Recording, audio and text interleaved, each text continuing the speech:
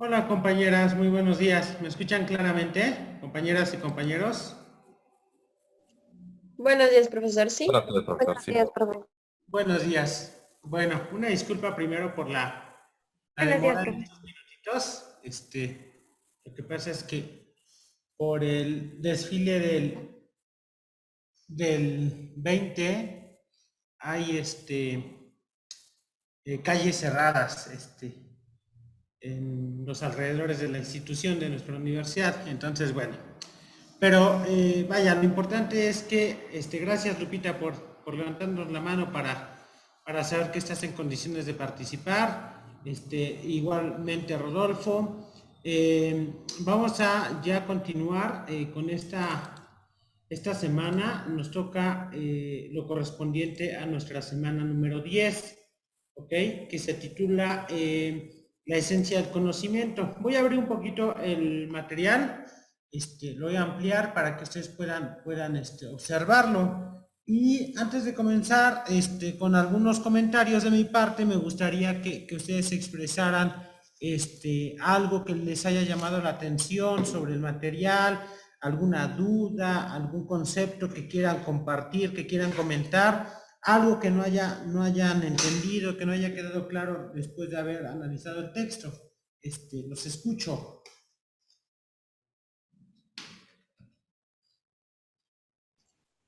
Bueno, profesor, lo que a mí me llamó más la atención sobre la lectura es cómo es que se da ese conocimiento, ¿no? Ya sabemos que es a partir de una relación entre el sujeto y el objeto, pero obviamente cada uno, bueno, ajá, cada uno pues posee algo idealista, mental, cognoscente. Pero dado a esto, esta relación del sujeto que va a conocer al objeto, pues da diferentes soluciones, ¿no? De esa manera, ya sea objetiva o subjetiva entre estos dos, entre esta relación. ¿Mm? Dado que el objeto, pues determina al sujeto. ¿Por qué? Porque pues el sujeto va a conocer al objeto, Exacto. mediante los sentidos, mediante realidades, objetivas, ¿no? Pero también trata de fundar como que ese conocimiento en el sujeto, que coloca al sujeto en el mundo de las ideas, de las esencias, de los juicios. Entonces, lo que más me gustó. Excelente. Sí, has comentado algo muy importante que tiene que ver con la cuestión de la determinación. Y es que por ahí lo comentaba muy bien al inicio del texto el autor. El, el vínculo entre el sujeto y el objeto no solamente da como resultado un conocimiento, sino que también da como resultado una situación en la que el sujeto se ve determinado por algo llamado objeto. Es decir, quedémonos con este concepto de el sujeto dentro del fenómeno del conocimiento es lo determinado y el objeto es lo determinante. Por así decirlo, el sujeto se ve moldeado, se ve influenciado, se ve modificado por el objeto. El objeto es aquello que modifica, es el molde, es aquello que cambia, que transforma algo en el sujeto. Les recuerdo un ejemplo que poníamos hace algunas semanas con un libro, ¿no? Después de que yo leo cualquier libro, el libro no tiene ninguna modificación. Es decir, el libro sigue teniendo el mismo número de páginas si primero lo leo y después lo lee Rodolfo y después lo lee Lupita. No es que con cada lectura que cada persona da, el libro pierda parte de sus páginas, ¿no? No es que cuando yo lo leí tenía 100 páginas y cuando lo leyó Rodolfo, pues ya nada más quedaron 95 y después cuando lo lee Lupita ya solo quedan 80. No, no, no. Sino que el libro se mantiene intacto. Esto es algo importante a considerar en toda teoría del conocimiento. El objeto permanece, por así llamarlo, distante en el sentido de que no sufre transformaciones respecto del sujeto. ¿Ok? El objeto se mantiene indiferente a cualquier cambio. Lo que cambia es la conciencia dentro del sujeto.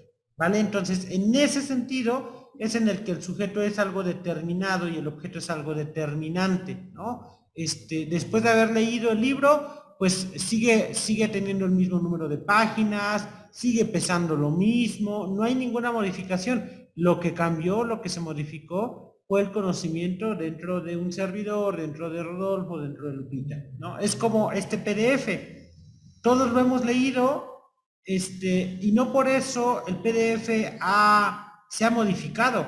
Lo que se ha modificado es la conciencia dentro de cada uno de nosotros, ¿no? Bueno, por ahí aparecían algunos términos, muchas gracias Lupita por tu comentario, aparecían unos términos a lo largo bueno, sobre todo en la introducción de este capítulo, que nos hablaban sobre el panteísmo y el monismo. ¿Alguien los encontró? ¿Alguien le llamaron la atención? ¿Algo que nos pueda comentar sobre esos conceptos? Panteísmo y monismo, ¿no? Bueno, por acá déjenme ver si todavía los encuentro. Ajá. Híjole, va a ser un poquito complicado de encontrarlos en este momento. Pero bueno, quiero sobre todo detenerme en el segundo, en el concepto monista, ¿vale? Pero para eso antes vamos a aclarar el concepto de panteísta. ¿Ustedes recuerdan qué significa la terminación etimológica teos o teísta? ¿Alguien que lo recuerde? ¿No? Vamos a comentarla. Teos en griego significa Dios, ¿ok? Dios, teos. Y pantos, ¿ok? Pantos significa en todos lados o en cualquier lugar. Los panteístas son los participantes de una doctrina religiosa que sostiene que Dios se encuentra en todos los lugares posibles. ¿Ok? Y esto tiene una explicación. Los panteístas en algún momento se vincularon con el paganismo, sobre todo durante la Edad Media, y es que ustedes recuerdan que para las religiones vinculadas con el cristianismo, sobre todo durante esta Edad Media, en la que no se había dado la reforma protestante, es decir, no había otras vertientes del cristianismo más que la católica, la posibilidad de todo conocimiento verdadero, de un verdadero conocimiento de lo divino, se encontraba únicamente después de la muerte. Dicho en términos muy sencillos, para los católicos de la Edad Media, para que pudiéramos conocer verdaderamente a Dios, teníamos primero que morir, ¿no? Y entonces, después de la vida terrenal y de la muerte, venía una vida celestial.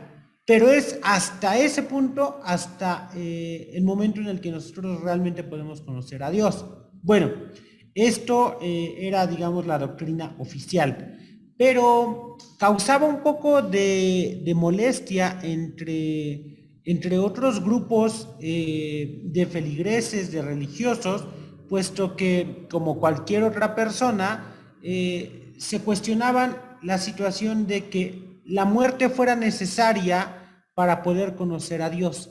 Es decir, estando en la vida terrenal parecía que había una imposibilidad de conocer el plano divino. Entonces, formularon el siguiente argumento.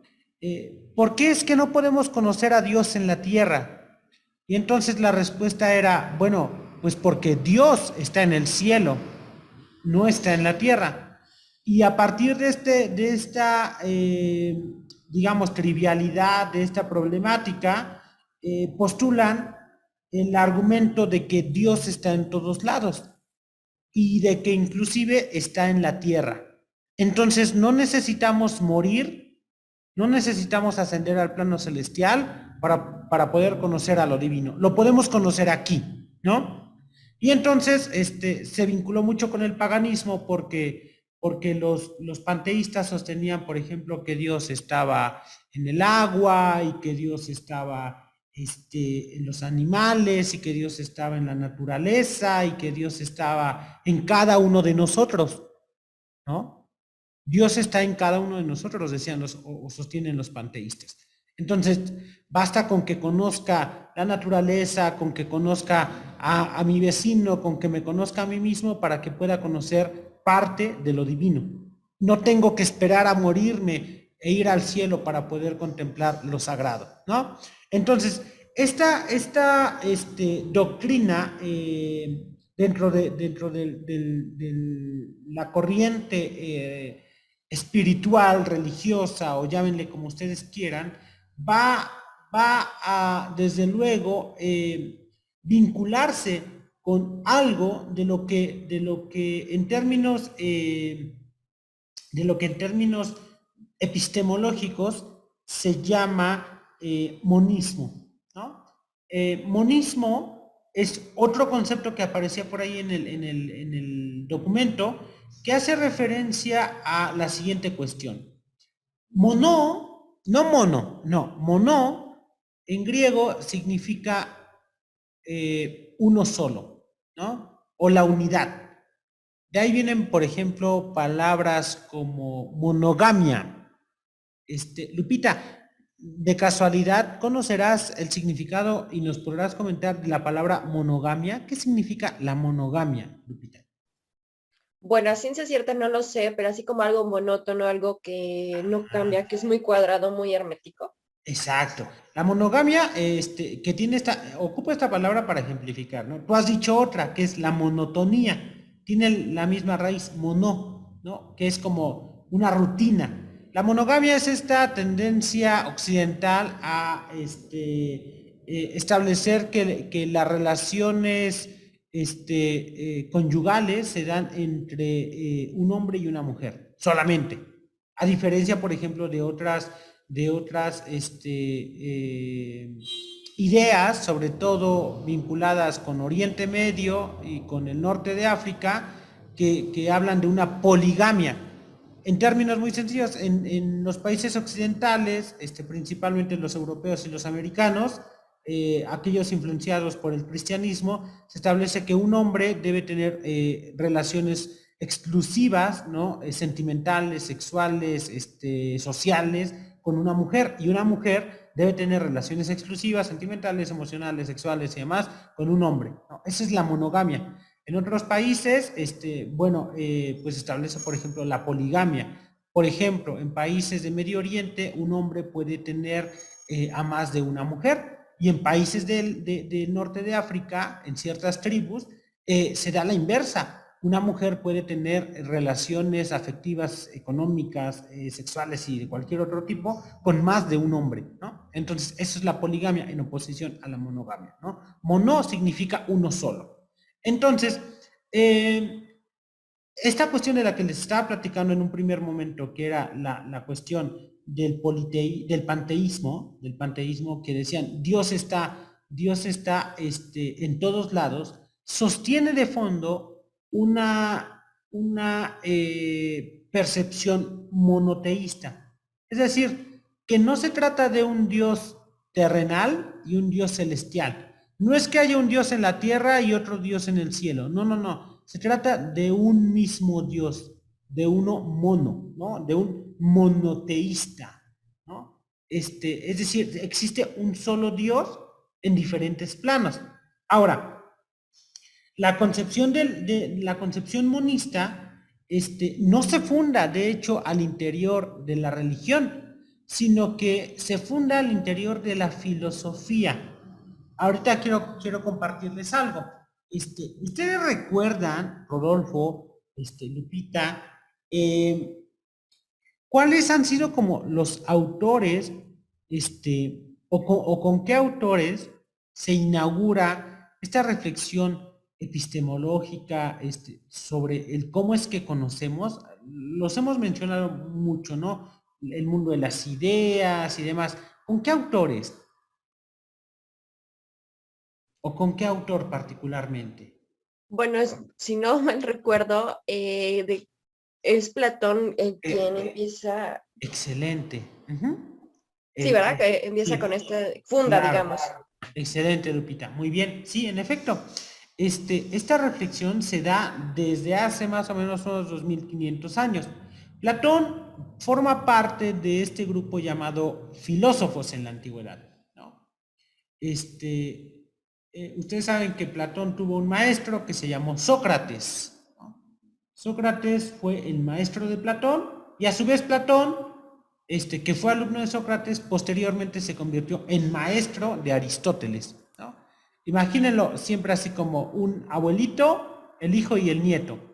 El abuelito habría sido Sócrates, el hijo habría sido Platón y el nieto habría sido Aristóteles, ¿no? En ese vínculo de una relación académica, ¿no? El primer maestro fue Sócrates, de ahí tuvo un discípulo llamado Platón, que después se convierte a su vez en maestro y que tiene ahora a su vez a un discípulo llamado Aristóteles. Y bueno, ya nada más para finalizar este comentario, Aristóteles tuvo también un discípulo llamado Alejandro Magno.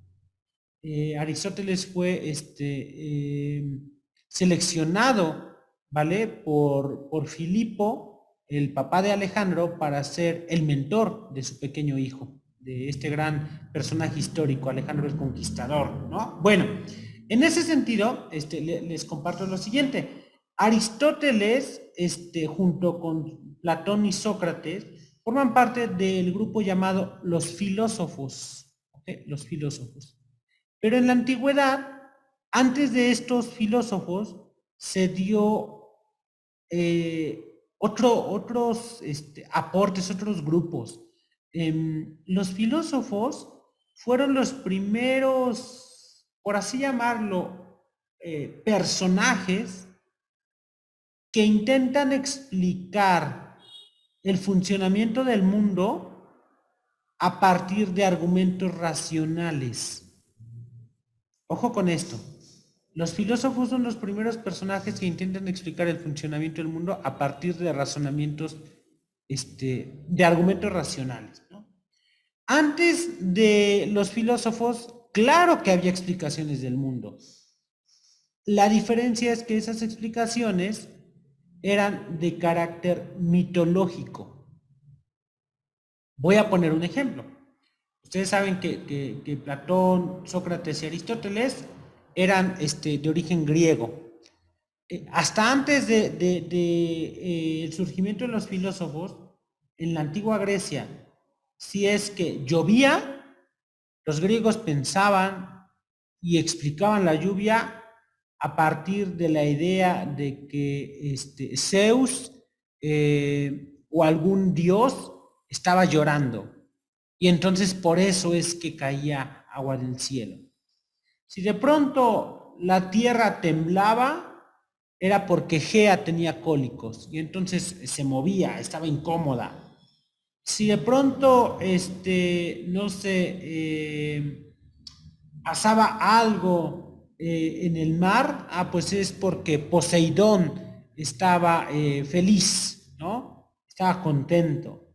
Y entonces todos los fenómenos naturales, toda la vida en sociedad, si de pronto alguien moría, era porque así lo habían querido los dioses. Y si alguien asumía un cargo político, era porque los dioses lo habían colocado ahí. Todo tenía que ver con la cuestión mitológica o hoy diríamos con la cuestión religiosa. Eso antes de los filósofos. A ese tipo de pensamiento justamente se le conoce como mitológico. Bueno, pues por ahí de más o menos el siglo 7, del siglo 7 al siglo 4, 5 antes de Cristo, se da todo un proceso en Grecia en el que las personas comienzan a dejar de buscar explicaciones religiosas o mitológicas y paulatinamente se van acercando más a las explicaciones racionales, ¿ok? A las explicaciones que hoy, por ejemplo, podríamos denominar científicas, ¿va? Del siglo 7 al siglo 5 al siglo 4 antes de Cristo.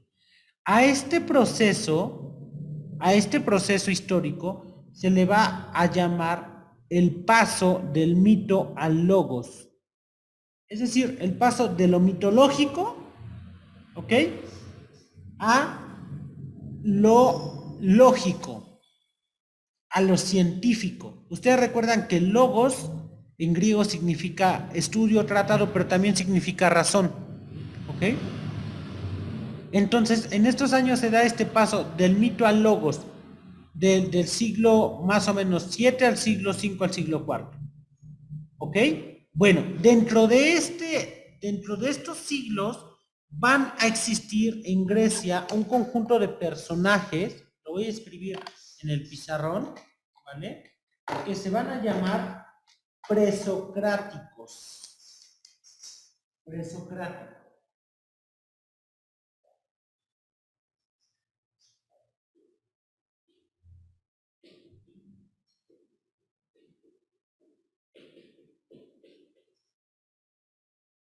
Ok, que van a corresponder, Lupita, ¿sí se escucha?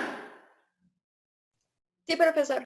Excelente. Que estos pensadores van a integrar este conjunto de reflexiones que van a correr del siglo 7 al siglo 4, al siglo quinto, al siglo cuarto antes de Cristo.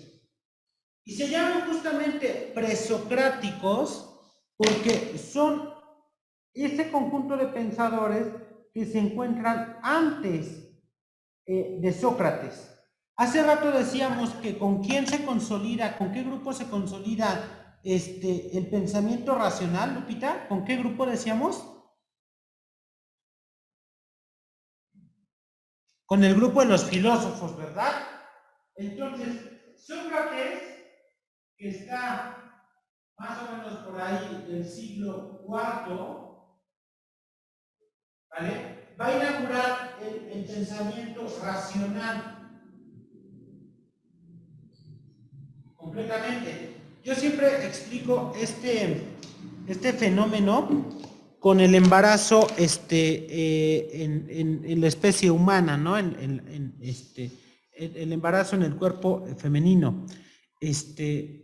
Y digo lo siguiente, bueno, el pensamiento racional nace con Sócrates. Las explicaciones racionales sobre el funcionamiento del mundo nacen con Sócrates. No es que antes de Sócrates la gente fuera sosa, tonta o que no tuviera razón. No, claro que la tenían. Solamente que se inclinaban mucho más por el aspecto mitológico, ¿vale? Pero siempre explico esto. El pensamiento racional nace con Sócrates. No es el día del alumbramiento. Es a partir de Sócrates que la razón tiene un papel fundamental o principal sobre la cuestión de la mitología o de la religión en el mundo occidental. Ah, pero alguien me puede decir, profe, pero usted hace rato dijo que el paso del mito al logos va del siglo 7 al siglo IV, al siglo V antes de Cristo. Entonces, ¿qué pasó en esos siglos? Ah, bueno, por eso les pongo el ejemplo del embarazo de una mujer, porque pues un niño no nace o una niña no nace de la noche a la mañana. Hay todo un proceso de gestación de 9 meses. Lo mismo pasa con este proceso. Se da una gestación de 2 o 3 siglos, desde el siglo 7 al siglo IV, en el que se encuentra Sócrates, en el que existe un grupo de pensadores en el siglo 7, en el siglo 6, en el siglo 5, inclusive ya en el siglo IV, que van a preparar el terreno, así como los 9 meses de gestación de una mujer, van a preparar el terreno para que por fin llegue el pensamiento racional, el pensamiento socrático, el pensamiento filosófico. No te preocupes. No te preocupes, Lupita. ¿Ok? Entonces, a ese conjunto de pensadores que todavía no son considerados filósofos como Sócrates, Platón y Aristóteles, pero que preparan el terreno, para el pensamiento racional se les denomina presocráticos. Y ustedes dirán, ¿por qué el profesor nos está hablando sobre todo esto si comenzó hablando sobre el concepto del lo monista que aparece por ahí en el texto? Ah, pues muy sencillo. Les hablo de todo esto. Hace rato decíamos que el concepto del monismo, ¿a qué hace referencia, Rodolfo? ¿El monismo a qué hace referencia? Hace referencia a que todo está incluido, ¿no, profesor? Exacto, a que hay un solo principio, a que las cosas parten de un solo origen. Esa pregunta era la que se hacían los presocráticos. Estos pensadores antes de los filósofos, antes de los filósofos, y que comenzaron a hacer el paso del mito al logos. Estos pensadores, muchos de ellos griegos, algunos otros de otras partes del mundo de ese entonces, se hacían una pregunta. La voy a escribir en el pizarrón para que ustedes puedan copiarla. Todos se hacían la misma pregunta. Esa pregunta era la de la G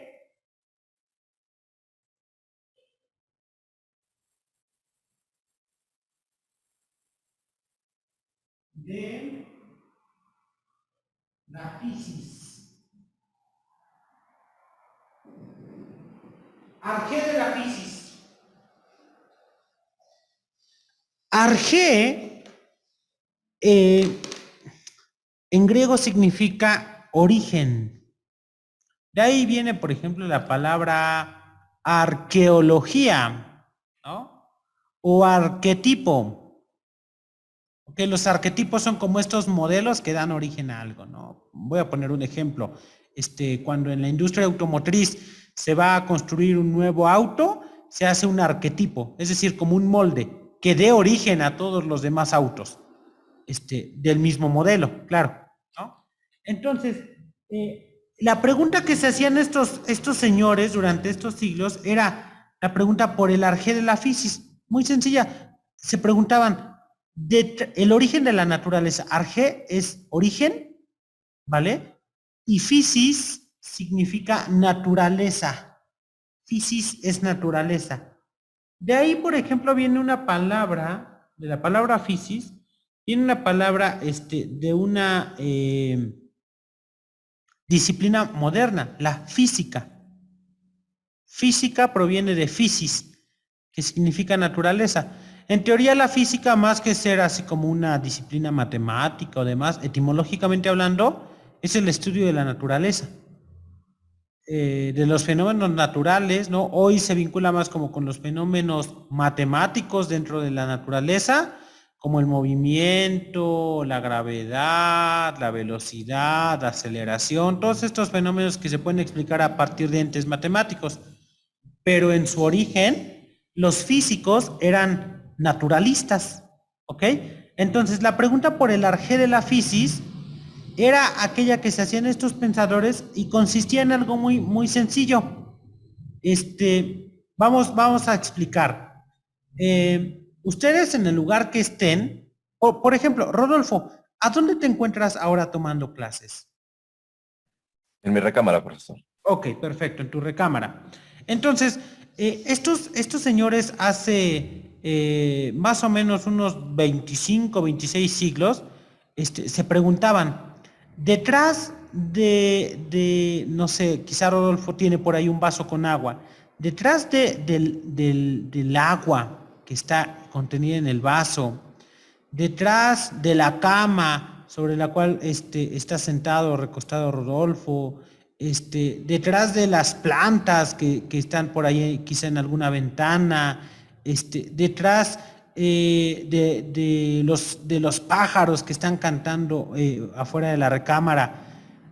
Detrás de todo esto que aparece como múltiple, que aparece como diferente, porque una cosa es un ser vivo, como los pájaros, seres vivos animados, otra cosa es la planta, por ejemplo, también es un ser vivo, pero inanimado, pero por otro lado, por ejemplo, tenemos un elemento natural como el agua, pero también tenemos una cama quizá hecha de acero, no sé, de algún otro material. Detrás de todo eso que aparece tan diferente a la vista humana, ¿existirá una sola cosa?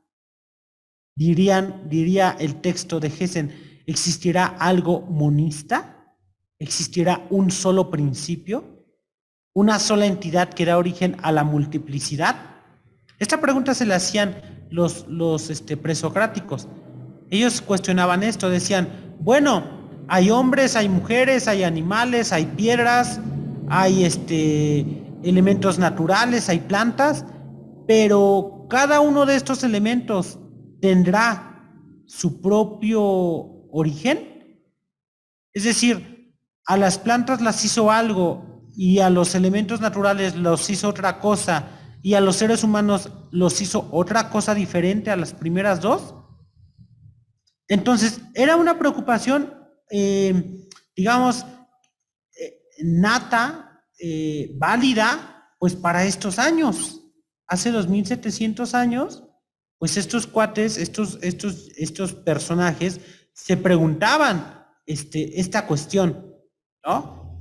Y entonces, cada uno de ellos dio diferentes respuestas. Algunos, por ejemplo, ahorita lo vamos a ver, les coloqué un video hace algunos días, como respaldo para esta sesión. Algunos de ellos decían, lo que pasa es que detrás de toda la multiplicidad existe, por ejemplo, el fuego. Heráclito pensaba que detrás de la cama de Rodolfo, detrás de Lupita, detrás de la computadora en la que está trabajando el profe, detrás de el perrito de la calle, todo eso está hecho a partir de fuego, ¿no? Había quien decía, no es el fuego. Decían, es el agua. Tales de Mileto. Tales decía, no, lo que pasa es que el perrito está hecho de agua, la computadora está hecha de agua, Rodolfo está hecho de agua, Lupita está hecho de agua, el profesor está hecho de agua. Todo está hecho de agua a partir de ella es que surge el universo. Y entonces cada uno de estos personajes fue dando diferentes respuestas, ¿ok? De pronto parecen respuestas muy sosas, ¿no? Como muy simples, como incoherentes. Alguien pensaría, ¿cómo es posible que una persona sostenga que, por ejemplo, un perro está hecho a partir de agua? Bueno, pero había argumentos. Rodolfo, ¿has escuchado cuál es el componente principal de nuestro cuerpo humano, Rodolfo? El agua, profesor. El agua, ¿no? Por ahí inclusive hasta un comercial de alguna marca de agua embotellada decía eso, ¿no? O sea, que 3/4 partes de nuestro cuerpo están hechas de agua. Que 3/4 partes, por ejemplo, de nuestro planeta están cubiertas por agua, ¿no? Ellos se daban cuenta, pues cuando llueve, la tierra florece y hay cosecha y del agua sale la vida. Los árboles se ponen verdes, los animales se aparean. Parece que el agua es el origen de todo. Pero había otros que decían, no, es el fuego. Otros más iban a decir que es el aire, por ejemplo, u otros que los números. Bueno, parecen muy, reitero, simples las respuestas, pero vamos a ver que no es tan así el caso. Lupita, si yo te preguntara esta misma cuestión que se formularon los presocráticos hace 2700 años por el origen único de todas las cosas, ¿tú pensarías, Lupita, que hay algo que da origen a la multiplicidad? Es decir, algo de lo que están hechas las cosas, no importando si son gatos, no importando si son plantas, no importando si son personas, no importando si son piedras, no importando si son escobas, algo que es lo mismo en cada una de ellas. ¿Estarías de acuerdo, Lupita, o pensarías que esta pregunta no tiene ninguna significación? ¿Tú qué me dirías, Lupita? Pues yo considero que sí tiene alguna razón, una fundación de lo que está comentando, porque todo surge por algo, ¿no? Pero ese pensamiento presocrático en que de cómo surgió, o sea, digamos, la vida, ¿no? Ujú. Tiene ese fundamento. Y sí, y parece un tanto alejado de nosotros, ¿no? Así como hoy quizá no pensaríamos que todas las cosas comparten un mismo origen. Navy, ¿tú qué pensarías, Navy? Pues que igual me formularía cuál sería, de dónde venimos, ¿no? ¿Cuál sería de todos los de los pensadores, cuál sería la verdadera, ¿no? ¿De dónde venimos? Claro, Respecto a lo que decía Anaximandro, él también creía que veníamos del agua porque nos veía que los seres humanos éramos muy débiles, entonces por eso pensaba que pues necesitábamos, más bien que veníamos del agua porque era el lugar más seguro. claro, en efecto. Y ahorita vamos a ver, muy bien, Navy, vamos a ver que hubo un grupo de pensadores, dos para ser precisos en la antigüedad, que se formularon esta pregunta y cuya respuesta sigue siendo válida aún en nuestros días. No estamos hablando del agua con Tales de Mileto, no estamos hablando de los números, no estamos hablando de los números con Pitágoras, no estamos hablando de el fuego con Heráclito. Estamos hablando de dos señores que se llamaron Demócrito y Leucipo. ¿Alguien sabe por qué se le reconoce a Demócrito y a Leucipo? Ellos decían que el origen eran los átomos, ¿no, profesor? Exacto, exacto. Estos señores decían, no estamos detrás de toda la multiplicidad, no estamos buscando un elemento natural. Decían, estamos buscando un elemento material. Decían, ¿cómo que material? Sí, porque ese elemento material da origen, inclusive, a los elementos naturales, al agua, a la tierra, y entonces decían, ¿cómo se les va a llamar? A eso lo llamaremos átomos. Y hasta hoy día, piensen y vean la genialidad. ¿Qué tiene de común un perrito y el profesor junto con una escoba? La escoba es de madera. Disculpen, es que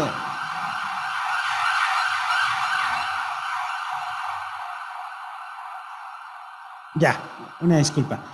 ¿Qué tienen de común todos estos elementos? Bueno, pues que más allá de las diferencias en cuanto a sus materiales, el profe está hecho de carne y hueso, el perrito también. Pero el profe más o menos piensa y el perrito no tanto. Pero la escoba ni piensa y no está hecha de carne y hueso, sino más bien de madera. Pero si nos ponemos muy estrictos, los tres objetos, el profesor, el perro y la escoba, están hechos a partir de átomos.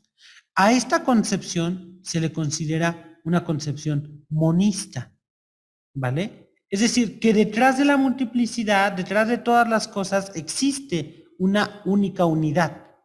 Y entonces, parte de este capítulo que era el de la esencia del conocimiento, busca precisamente, más allá del análisis de las posturas entre el subjetivismo y el objetivismo, entre el sujeto y el objeto, dar a conocer esta cuestión que tiene que ver con la idea de que lo importante es encontrar el origen del objeto que se conoce, pero no el origen en términos de la conciencia, sino inclusive también el origen en términos, por así llamarlo, materiales. Es decir, en última instancia, en términos materiales, conocer el origen de los objetos es conocer el funcionamiento de los átomos y por eso la ciencia, ¿no? Reitero, hay otros postulados, ahorita los vamos a ver. Por ejemplo, Pitágoras decía que el origen de todas las cosas materiales era algo inmaterial, los números. Pitágoras pensaba que todo se explicaba a partir de entidades numéricas. Bueno, y ahí también vamos a encontrar un fuerte conjunto de argumentos. Voy a postularle rápidamente la proyección de este video para que vayamos cerrando. Perdón. Es el que dice Arge.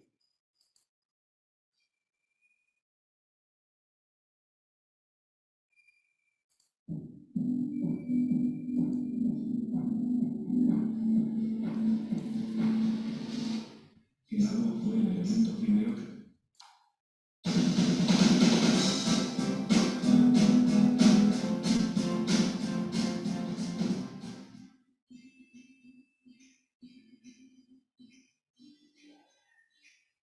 vamos a ver quiénes fueron los primeros filósofos llamados filósofos antiguos o presocráticos.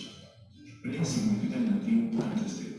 Por tanto, presocráticos quiere decir que estos filósofos fueron anteriores al gran filósofo Sócrates. Sócrates nació en el siglo V a.C., así que la franja temporal en la que nos moveremos será entre el siglo VII y V a.C. Tales de Mileto ostenta el título de primer filósofo. Decían de él que era un sabio distraído, un hombre de gran inteligencia que viajó por Egipto y Caldea, donde aprendió conocimientos matemáticos e hizo observaciones que le serían de gran ayuda en sus investigaciones.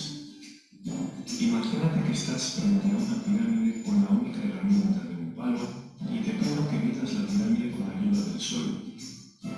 ¿Sabrías hacerlo? Yo tampoco, pero Tales sí sabía. De hecho, ha pasado a la historia de las matemáticas por darle nombre a una serie de teoremas sobre triángulos semejantes. Tales de Mileto se preguntó cuál podría ser el elemento originario del que proceden todas las demás cosas. El principio del universo, lo que conoceremos a partir de ahora con la palabra griega de Arge.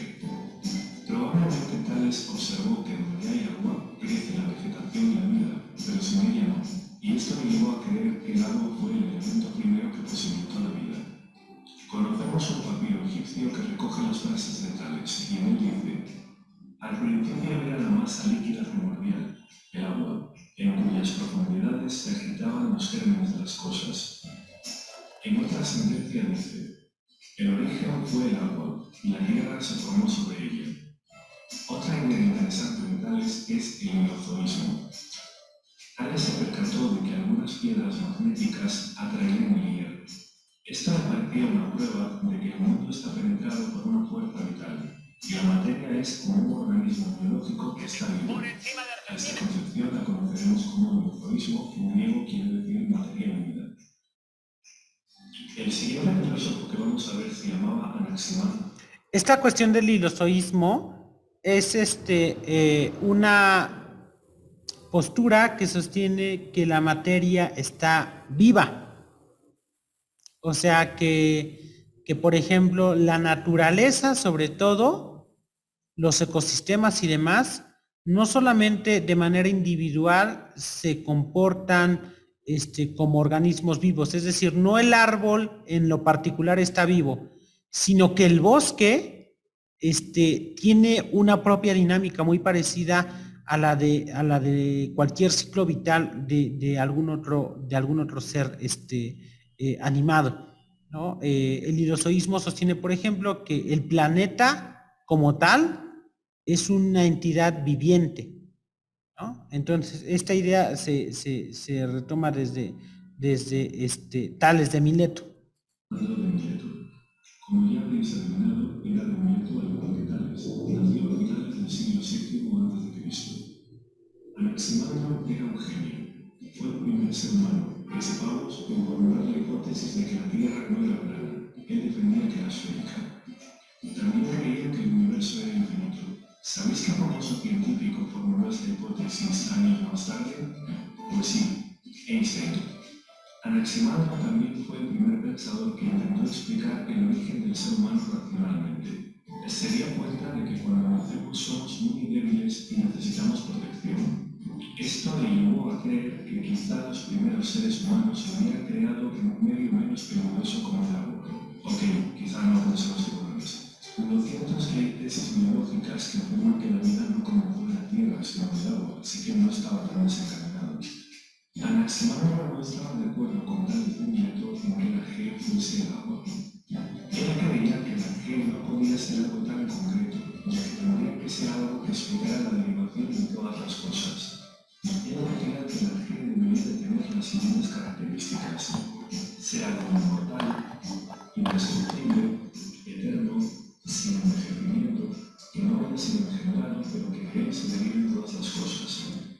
Vean estos, ya con esto vamos a finalizar. Vean, por ejemplo, estos conceptos. Inmortal, eterno, indestructible, que no envejece y que de él se deriva todo. ¿Cómo a qué le suena? ¿Como atributos de qué cosa? A ver, Rodolfo, ¿cómo a qué te suena esto? Como a un dios. Exacto, exacto, son atributos divinos. Vean cómo estos presocráticos no logran romper del todo con las explicaciones religiosas. Todavía sus explicaciones tienen que ver con atributos divinos. Ya los filósofos van a romper en cierto sentido la relación con la mitología y van a dar explicaciones mucho más racionales, ¿vale? Bueno, compañeros, ya es la hora. Déjenme nada más, Lupita, dentro de 8 días hay algo marcado en el calendario. ¿Sabrán ustedes si va a haber sesiones o no? La verdad desconozco, profe. Ok, bueno, pregunto y al rato en el otro curso les comento, ¿va? Ok, bueno, entonces, nos vemos al rato, cuídense mucho. Profe, ¿y los que no tomamos clase con usted nos podría mandar mensajito? Por favor.